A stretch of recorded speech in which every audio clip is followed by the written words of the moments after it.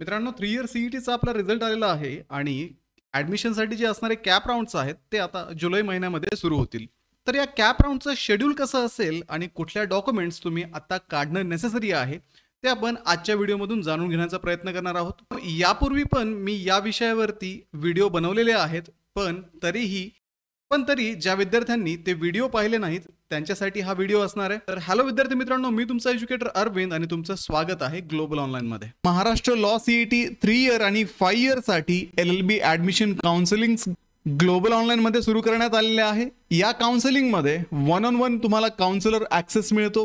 म्हणजे ग्लोबल ऑनलाईनचे जे experience counsellor आहेत ते तुमच्यासोबत तुमचे मार्क्स डिस्कस करतात. त्या मार्क्सनुसार तुम्हाला कुठलं कॉलेज बेस्ट राहील आणि कुठल्या कॉलेजमध्ये तुमच्या मार्क्सनुसार तुम्ही ॲडमिशन घ्यायला हवं याविषयी डिस्कशन केलं जातं. तसेच विद्यार्थी मित्रांनो, कॅप राऊंडच्या प्रत्येक स्टेपवरती तुम्हाला गाईड केलं जातं.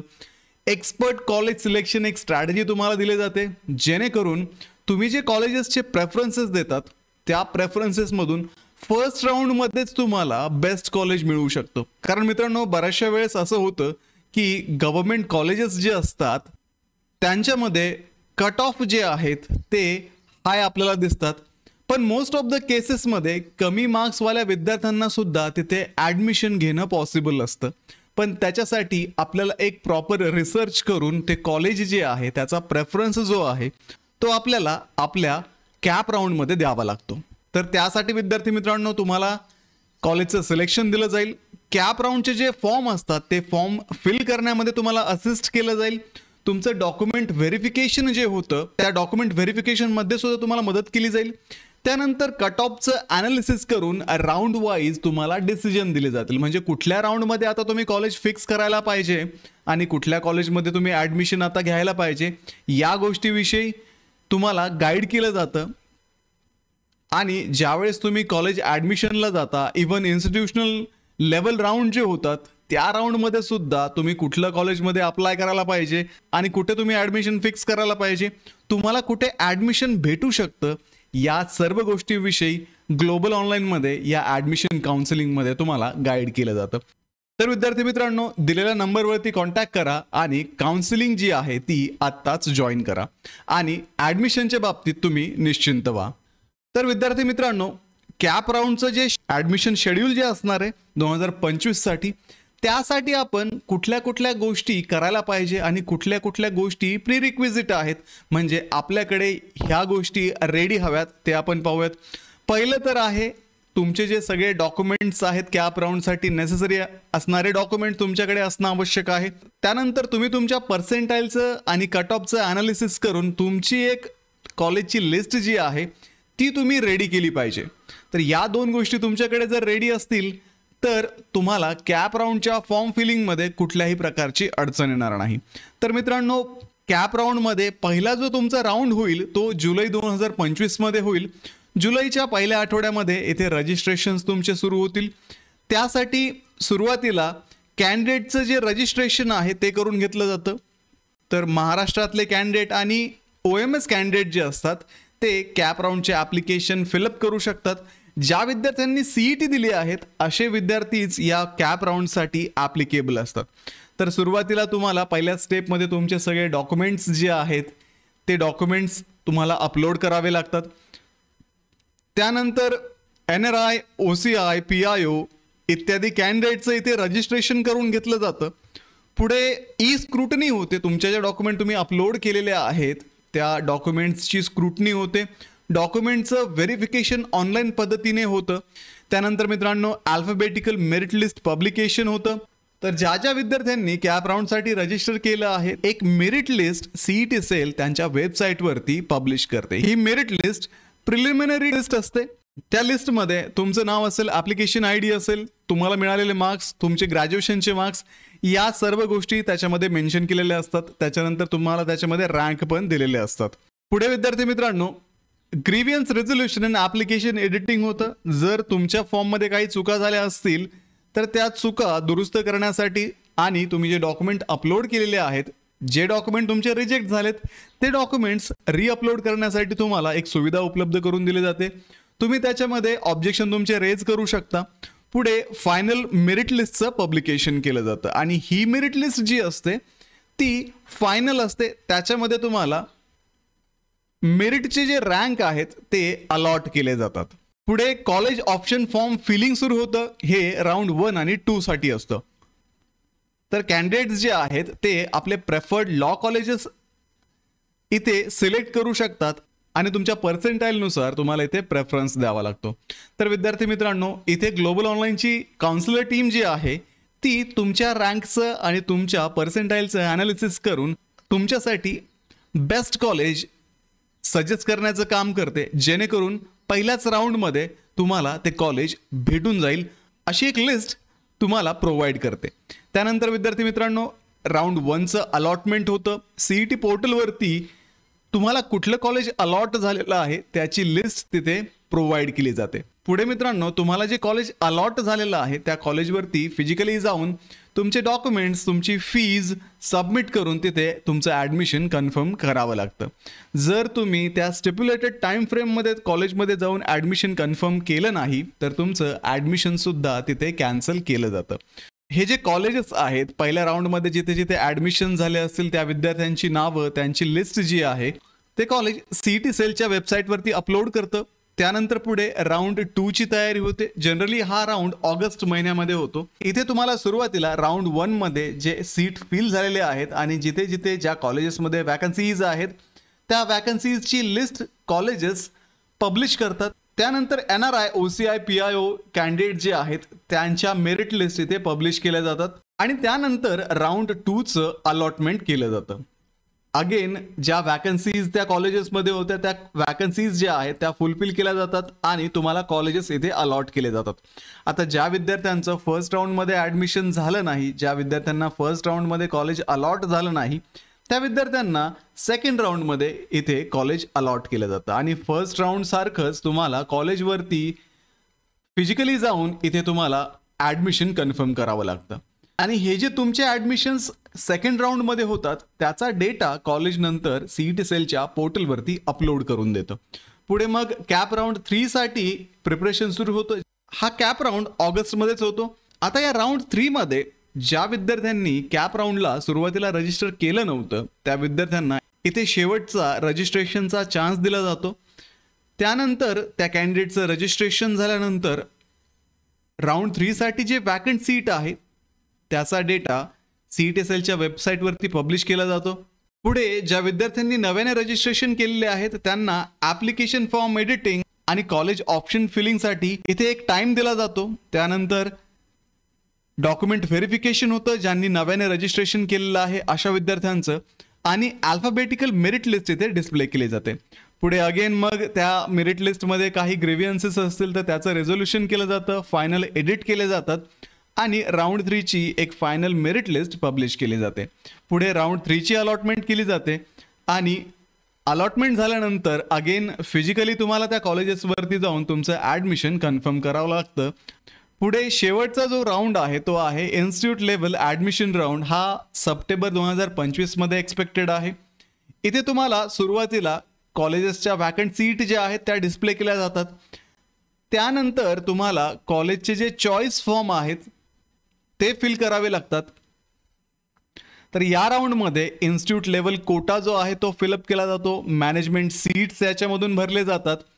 पुढे मेरिट लिस्ट जनरेट केली जाते कॉलेजेसकडनं आणि कॅप पोर्टल थ्रू ती मेरिट लिस्ट तुम्हाला डिस्प्ले केली जाते. तसेच या मेरिट लिस्ट तुम्हाला रिस्पेक्टिव्ह कॉलेजच्या वेबसाईटवरती सुद्धा पाहायला मिळतात. पुढे त्याचे ॲडमिशन केले जातात आणि इन्स्टिट्यूट लेवलचे तुमचे ॲडमिशन इथे करून घेतले जातात आणि शेवटी फायनल कट ऑफ जो आहे तो CET सेलच्या वेबसाईटवरती या वर्षीचा अपलोड केला जातो. आता इन्स्टिट्यूट लेवल ॲडमिशन झाल्यानंतर तुम्हाला कुठल्याही पद्धतीचं परत पुढचे राऊंड इथे अवेलेबल नसतात. पुढच्या राऊंडमध्ये तुम्हाला कुठलेही कॉलेजमध्ये ॲडमिशन घेणं पॉसिबल नसतं. म्हणजे हा इन्स्टिट्यूट लेवल ॲडमिशन राऊंड जो आहे तो शेवटचा राऊंड आहे आणि या राऊंडमध्ये तुम्हाला ॲडमिशन जर मिळालं तर तुमचं ॲडमिशन होतं. अदरवाईज तुम्हाला या ॲडमिशन प्रोसेसमध्ये परत कुठल्याही कॉलेजला ॲडमिशन भेटत नाही. ठीक आहे मित्रांनो, तर अशा पद्धतीने हे सगळे राऊंड घेतले जातात. राऊंड 1, राऊंड 2, राऊंड 3 आणि शेवटी इन्स्टिट्यूट लेवलचा राऊंड. आता विद्यार्थी मित्रांनो, ज्यावेळेस तुम्ही कॅप राऊंड्सला अप्लाय करणार आहात त्यावेळेस तुम्हाला राऊंड 1 मध्ये ॲडमिशन कन्फर्म होण्यासाठी प्रयत्न करावे लागणार आहेत. कारण राऊंड 1 मध्ये तुमचे जर ॲडमिशन झाले त्याच्यानंतर तुम्हाला पुढच्या राऊंडसाठी स्ट्रगल करण्याची गरज पडत नाही. कारण राऊंड 1 नंतर मोस्ट ऑफ द जे टॉपचे कॉलेजेस आहेत, जे चांगले कॉलेजेस आहेत, गव्हर्नमेंट कॉलेजेस आहेत, त्यांच्या मॅक्सिमम सीट्स ज्या आहेत त्या फिल केल्या जातात राऊंड 1 मध्ये. राऊंड 2 असेल, 3 असेल, इन्स्टिट्यूट लेवल राऊंड असेल, तिथे ॲडमिशनची फारशी शाश्वती नसते. म्हणजे तुम्हाला जे पाहिजे तेच कॉलेज भेटेल याची गॅरंटी आपण राऊंड 2 आणि 3 मध्ये देऊ शकत नाही. त्यामुळे तुमची जी प्रेफरन्सची लिस्ट आहे ती अशी डिझाईन केलेली असावी जेणेकरून तुम्हाला कॅपच्या फर्स्ट राऊंडमध्येच तुमचं कॉलेज भेटून जाईल. कारण नंतर कॅप राऊंड 2 असेल किंवा 3 असेल त्याच्यामध्ये तुम्हाला खूप स्ट्रगल करावं लागेल आणि तुम्हाला मनासारखं कॉलेज सेकंड आणि थर्ड राऊंडमध्ये भेटणार नाही. त्यामुळे विद्यार्थी मित्रांनो, आता हे कसं करणार तुम्ही? त्यासाठी तुम्ही काय करायचं आहे, तुमचे जे पर्सेंटाईल आहे ते लक्षात घ्या. त्यानंतर महाराष्ट्रामध्ये जे 22 कॉलेजेस आहेत, जे गव्हर्नमेंट एडेड असतील किंवा मग गव्हर्नमेंट सेल्फ फायनान्स असतील, या सगळ्या कॉलेजेसचे मागच्या वर्षीचे तुम्ही कट ऑफ काढायला पाहिजे. त्यानंतर मित्रांनो, ते कट ऑफ काढल्यानंतर तुमचे जे पर्सेंटाईल आहेत ते तिथे मॅच करा. जर त्या कॉलेजचा कट ऑफ हा पर्सेंटाईलपेक्षा कमी असेल तर तुम्हाला फर्स्ट राऊंडमध्ये ते कॉलेज भेटून जाईल आणि अशाच पद्धतीने तुम्हाला मग प्रेफरन्सेस तिथे द्यावे लागतील, जेणेकरून तुमचं ॲडमिशन जे आहे फर्स्ट राऊंडमध्येच कन्फर्म होऊन जाईल आणि तुम्हाला बेस्ट कॉलेज तुमच्या पर्सेंटाईलनुसार मिळून जाईल. ग्लोबल ऑनलाईनची आमची जी काउन्सिलर टीम आहे ते असंच कट ऑफचं ॲनालिसिस करून तुम्हाला बेस्ट कॉलेज सजेस्ट करते, जेणेकरून फर्स्ट राऊंडमध्येच तुमचं ॲडमिशन कन्फर्म होऊन जातं. आणि जर तुम्हाला कमी मार्क्स असतील तर सेकंड राऊंडमध्ये तुम्हाला कसं गव्हर्नमेंट कॉलेज भेटेल याच्यासाठी प्रयत्न करते. तर मित्रांनो, इथे पहिली जी डॉक्युमेंट आहे, अशा डॉक्युमेंट आहेत या की जनरल सगळ्यांनाच या डॉक्युमेंटची गरज पडते आणि ह्या डॉक्युमेंट्स ज्या आहेत त्या सगळ्या कॅन्डिडेट्सला ॲप्लिकेबल आहेत. त्या डॉक्युमेंट आपण सुरुवातीला पाहूयात. त्याच्यानंतर कॅटेगरी स्पेसिफिक डॉक्युमेंट आपण पाहणार आहोत. तर सगळ्यात पहिलं म्हणजे तुमची फोटोग्राफची स्कॅन कॉपी इथे तुम्हाला लागणार आहे. फाईल साईज इथे 20 KB ते 50 KB पर्यंत लागते. त्याच्यानंतर फॉर्मॅट जो आहे फोटोचा तो JPEG किंवा JPG फॉर्मॅटमध्ये हा फोटो लागतो. त्यानंतर विद्यार्थी मित्रांनो, तुमच्या सिग्नेचरची इमेज इथे लागते. सिग्नेचर ही व्हाईट पेपरवरती ब्लॅक किंवा ब्ल्यू पेनने करावी लागते आणि त्याची फाईल साईज 10 ते 20 KB पर्यंत आणि फॉर्मॅट JPG किंवा JPEG लागतो. म्हणजे हे जे दोन गोष्टी आहेत तुम्हाला तिथे अपलोड करायचे आहेत. तर इथे ऍक्च्युली तुम्हाला सगळेच डॉक्युमेंट जे आहेत ते अपलोडच करावे लागतात. कुठेही हार्ड कॉपी तुम्हाला नेऊन द्यायची नाही. ज्यावेळेस कॅप राऊंड आपले सुरू होणार आहेत, कॅप राऊंड सुरू झाल्यानंतर कॅप राऊंडचे फॉर्म सुरुवातीला येतात. तर कॅप राऊंडसाठी रजिस्ट्रेशन करताना तुम्हाला या सगळ्या गोष्टी तुमच्याकडे रेडी ठेवणं महत्वाचं आहे. पहिलं झालं फोटोग्राफ, दुसरं झालं सिग्नेचर. त्याच्यानंतर SSCचे जे मार्कशीट आहे ते तुम्हाला इथे लागतं. जर तुम्ही CBSE, ICSE, IGCSE, IB अशा बोर्डामधून जर उत्तीर्ण असाल तर तुम्हाला तिथे मार्कशीटची एक PDF बनावी लागते. त्याच्यानंतर मार्कशीट सोबत तुम्हाला कन्व्हर्जन सर्टिफिकेट सुद्धा इथे अटॅच करावं लागतं. तर हे कन्व्हर्जन सर्टिफिकेट सेल्फ अटेस्टेड लागतं. तर याची फाईल साईज ही मॅक्सिमम 500 KB पर्यंत लागते आणि फॉर्मॅट जो आहे तो PDF फॉर्मॅट लागतो. त्याच्यानंतर HSCचं जे मार्कशीट आहे तेही इथे तुम्हाला लागेल. जर तुमची 12वी ह्या CBSE, ICSE सारख्या बोर्डमधून झाल्या असतील तर तुम्हाला तिथे कन्व्हर्जन सर्टिफिकेट द्यावं लागतं. त्याच्यानंतर ते सेल्फ अटेस्टेड असावं आणि मार्कशीट सोबत ते कन्व्हर्जन सर्टिफिकेट जे आहे ते स्कॅन करून तुम्हाला एक PDF बनवावी लागते. ती 500 KB पर्यंत असावी. त्याच्यानंतर विद्यार्थी मित्रांनो, डिग्रीचं जे मार्कशीट आहे ते तुम्हाला लागतील. सेमिस्टर किंवा इयरली पॅटर्न असेल तर तुमच्या सगळ्या सेमिस्टरचे किंवा इयरली मार्क जे आहेत ते तिथे विथ कन्व्हर्जन सर्टिफिकेट अटॅच करावे लागतात. तर आता तुम्हाला हे जे कन्व्हर्जन सर्टिफिकेट जे आहे ते अनेक्झर DM मध्ये मिळेल. ते तुम्हाला लॉ CETचं जे नोटिफिकेशन येईल कॅप राऊंडचं त्याच्यामध्ये तुम्हाला ते अनेक्झर मिळेल. त्याची प्रिंट आउट काढून सेल्फ अटेस्टेड करून तुम्हाला ते अपलोड करावं लागेल. आता या सगळ्या गोष्टी तुम्हाला एका सिंगल PDF मध्ये द्याव्या लागतील. त्याच्यानंतर CGPA किंवा GPA या फॉर्म मध्ये तुमचा जर स्कोर मेन्शन असेल तर तुम्हाला तेही कन्व्हर्जन सर्टिफिकेट इथे जोडावं लागतं. ते पण 500 KB पर्यंत असावं आणि फाईल फॉर्मॅट जो आहे तो PDF असावा. त्यानंतर पुढचं महत्त्वाचं डॉक्युमेंट म्हणजे ऑनलाईन CET ॲप्लिकेशन फॉर्म. तुम्ही जी CET दिली आहे 2025 मध्ये त्याच्यासाठी जो ॲप्लिकेशन फॉर्म तुम्ही भरला होता त्याची प्रिंटआउट तुमच्याकडे असेल तर तो ॲप्लिकेशन फॉर्म PDF स्वरूपात इथे सबमिट करावा लागतो. त्याच्यानंतर पुढे तुमचा जो CETचा जो स्कोर कार्ड येईल, आता रिझल्ट लागल्यानंतर तुमच्या लॉगिन मध्ये तुम्हाला ते स्कोर कार्ड डाउनलोड करता येईल. ते स्कोर कार्ड जे आहे तेही तुम्हाला कॅप राऊंडच्या अगोदर रजिस्ट्रेशनसाठी अपलोड करावं लागतं. त्यानंतर डोमिसाइल सर्टिफिकेट और proof of birth in Maharashtra. तर या सर्टिफिकेट पैकी कुठलंही एक सर्टिफिकेट तुम्हाला द्यावं लागेल ज्याच्यावरती तुमचा जन्म महाराष्ट्रामध्ये झाला आहे हे क्लिअर होईल. जसं की डोमिसाइल सर्टिफिकेट असेल तर ते द्या. बर्थ सर्टिफिकेट जर असेल तर तेही चालेल. स्कूल लिव्हिंग सर्टिफिकेट पण चालेल. त्याच्यानंतर community nativity date of birth certificate हेही चालेल. फाईल साईज ही 500 KB पर्यंत असावी आणि PDF फॉर्मॅटमध्ये तुमचं हे डॉक्युमेंट असावं. त्याच्यानंतर मित्रांनो हे जे सगळे डॉक्युमेंट आहेत हे सगळे डॉक्युमेंट हे जनरली सगळ्यांना ऍप्लिकेबल आहेत. तर त्याच्यामध्ये कुठले कुठले पाहिले आपण? पहिलं तर फोटोग्राफ, सिग्नेचर, SSCचं सर्टिफिकेट, HSCचं सर्टिफिकेट, डिग्रीचे marksheets, online CET application form आणि CETचं जे स्कोर कार्ड आहे सोबतच तुमचं डोमिसाइल सर्टिफिकेट किंवा प्रूफ ऑफ बर्थचं सर्टिफिकेट तुम्हाला सगळ्याच्या सगळ्या कॅन्डिडेट्सला लागणार आहे. ठीक आहे. याच्यामध्ये तुमची कॅटेगरी कुठलीही असो तुम्हाला हे सर्टिफिकेट्स जे आहेत 1 ते 8 कंपल्सरी असतील. त्याच्यानंतर पुढे कॅटेगरी स्पेसिफिक डॉक्युमेंट आहेत. आता महाराष्ट्र स्टेट कॅन्डिडेटसाठी टाईप A कॅन्डिडेट ते आहेत त्यांच्यासाठी any one of the following सांगितलंय. म्हणजे एकतर डोमिसाइल सर्टिफिकेट तुम्ही देऊ शकता, birth certificate, school leaving certificate, community nativity and date of birth certificate जे आपण 8 नंबर मध्येच पाहिलंय तर तुम्हाला इथे हे ऍप्लिकेबल आहे.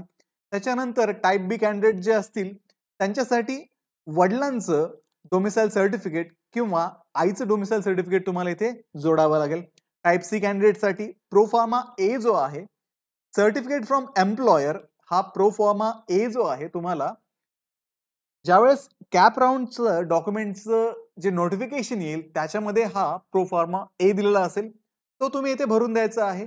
त्याच्यानंतर तुम्हाला इथे अटेस्टेड कॉपीज जोडायच्या ट्रान्सफर ऑर्डर आणि जॉईनिंग रिपोर्टच्या.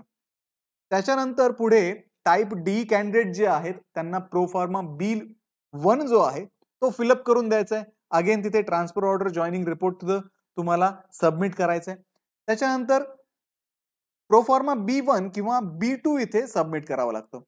आता प्रोफॉर्मा B2 मध्ये हे जे डॉक्युमेंट आहे प्रोफॉर्मा B2 तुम्हाला तेही नोटिफिकेशन मिळून जाईल आणि त्याच्यानुसार तुम्हाला ते सबमिट करावं लागेल. त्याच्यासोबत पेन्शन ऑर्डर असेल, राशन कार्ड असेल, इलेक्ट्रिसिटी बिल किंवा आधार कार्ड इत्यादी गोष्टी तुम्हाला त्याच्यासोबत जोडाव्या लागतात.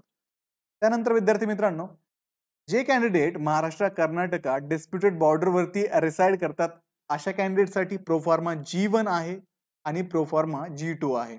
पुढे मग for backward classes candidate SC ST कॅन्डिडेटसाठी कास्ट सर्टिफिकेट कंपल्सरी आहे. कास्ट किंवा ट्राईब व्हॅलिडिटी सर्टिफिकेट इथे द्यावं लागतं. जर तुमचं कास्ट किंवा ट्राईब व्हॅलिडिटी सर्टिफिकेट अवेलेबल नसेल तर अशा ठिकाणी तुम्ही ऍप्लिकेशन केल्याची जी रिसिप्ट आहे व्हॅलिडिटी सर्टिफिकेटची ती तुम्हाला इथे सबमिट करावी लागते आणि तुमचं जे व्हॅलिडिटी सर्टिफिकेट आहे ते सेकंड राऊंडच्या अगोदर तुम्हाला तुमच्या कॉलेजला सबमिट करावं लागेल तरच तुमचं ऍडमिशन कन्फर्म होऊ शकेल. त्याच्यानंतर VJDT NT ABCD OBC SBC SC BC candidate जे आहेत त्यांना कास्ट सर्टिफिकेट कास्ट किंवा ट्राईब व्हॅलिडिटी सर्टिफिकेट जर त्यावेळेस अवेलेबल नसेल तर त्याची रिसिप्ट तुम्हाला सबमिट करावी लागेल. नॉन क्रिमिनल सर्टिफिकेट इथे लागणार आहे ज्याची व्हॅलिडिटी ही 31 मार्च 2026 असावी. त्याच्यानंतर EWS कॅन्डिडेटसाठी इलिजिबिलिटी सर्टिफिकेट द्यावं लागतं EWSचं. त्यानंतर एक्स सर्व्हिसमन जे असतील प्रोफॉर्मा C आहे त्यांच्यासाठी. ऍक्टिव्ह डोमिसाइल्स डिफेन्स कॅन्डिडेट त्यांच्यासाठी प्रोफॉर्मा C आहे. Active non domicile defence candidate त्यांच्यासाठी प्रोफॉर्मा C D किंवा E इथे सबमिट करावं लागतो. हे प्रोफॉर्मा सगळे तुम्हाला नोटिफिकेशन मध्येच भेटतील. त्याच्यानंतर पर्सन विथ डिसॅबिलिटी जे असतील त्यांच्यासाठी मेडिकल सर्टिफिकेट देणं कंपल्सरी आहे. सिव्हिल सर्जन कडनं किंवा अप्रूव्ड मेडिकल बोर्ड कडनं ते मेडिकल सर्टिफिकेट आलेलं असावं. त्याच्यानंतर त्याच्यासोबत तुम्हाला डोमिसाइल बर्थ सर्टिफिकेट किंवा स्कूल लिव्हिंग सर्टिफिकेट द्यावं लागतं तुम्ही महाराष्ट्रामधले आहात हे प्रूव्ह करण्यासाठी. त्याच्यानंतर Jammu and Kashmir migrant candidate असतील तर त्यांच्यासाठी प्रोफॉर्मा आहेत JKL. त्यांच्यापैकी जे तुम्हाला ऍप्लिकेबल असेल ते इथे द्यावं लागेल. त्यानंतर मायनॉरिटी कॅन्डिडेटसाठी डोमिसाइल सर्टिफिकेट फ्रॉम महाराष्ट्र ते आपण सुरुवातीलाच 8 नंबरमध्ये देत आहोत. सोबत तुम्हाला प्रो फार्मा ओ द्यावा लागतो. त्याच्यामध्ये डिक्लेरेशन असतं तुमच्या रिलिजियस किंवा लिंग्विस्टिक मायनॉरिटीचं. त्याला ऑप्शन म्हणजे तुम्ही स्कूल लिव्हिंग सर्टिफिकेट सुद्धा सबमिट करू शकता. आता ऑर्फन कॅन्डिडेटसाठी रिजनल डेप्युटी कमिशनर कडनं तुम्हाला सर्टिफिकेट सबमिट करावं लागेल वुमन अँड चाइल्ड डेव्हलपमेंट डिपार्टमेंटचं. त्यासाठी ऑर्फन सर्टिफिकेट इथे सबमिट करणं कंपल्सरी असेल. त्यानंतर आता हे जे डॉक्युमेंट आहेत, आता मोस्ट ऑफ द स्टुडंट जे असणार आहेत ते टाइप ए कॅटेगरीमध्ये येणार आहे. त्याच्यामुळे तुम्हाला हे प्रो फार्मा जे आहे ते ऍडिशनल सबमिट करण्याची गरज नाहीये. तुम्हाला डोमिसाइल सर्टिफिकेट सबमिट करावं लागेल. त्यानंतर तुमचे जे सगळे डॉक्युमेंट आहेत ते स्कॅन्ड असावेत, वाचण्यायोग्य असावे आणि पीडीएफ फॉर्मॅटमध्ये असावे. तुमचा फोटो आणि सिग्नेचर ही फक्त जेपीजी किंवा जेपीजी फाईल फॉर्मॅटमध्ये लागते. फाईल साईज तुम्हाला फोटोची 20 ते 50 केबी पर्यंत, सिग्नेचरची 10 ते 20 केबी पर्यंत. इतर डॉक्युमेंट तुम्ही जे अपलोड करणार आहात ते जवळजवळ 500 केबी पर्यंत तुम्ही इथे अपलोड करू शकता. त्याच्यानंतर जिथे जिथे तुम्हाला सेल्फ अटेस्टेशनसाठी विचारलं जाईल तिथे ते तुम्हाला सेल्फ अटेस्टेड ते डॉक्युमेंट करावे लागतील. त्याच्यानंतर इन्शुअर करा की तुमचे जे डॉक्युमेंट आहेत ते रीडेबल आहेत. तुम्ही जे स्कॅन केले आहेत किंवा त्याचे फोटो काढले आहेत आणि त्याचे पीडीएफ बनवले आहे, तर ते जे डॉक्युमेंट आहे ते वाचण्यायोग्य असावं. त्याच्यामध्ये जो डेटा दिलाय तो वाचता आला पाहिजे. तरच तुमचे जे डॉक्युमेंट आहे ते सीईटी सेल व्हॅलिड धरते. अदरवाईज तुमचे ते डॉक्युमेंट तिथे इनव्हॅलिड ठरतात. म्हणजे ही तुमची जबाबदारी आहे. तुमचे डॉक्युमेंट क्लिअर असावे, वाचण्यायोग्य असावे.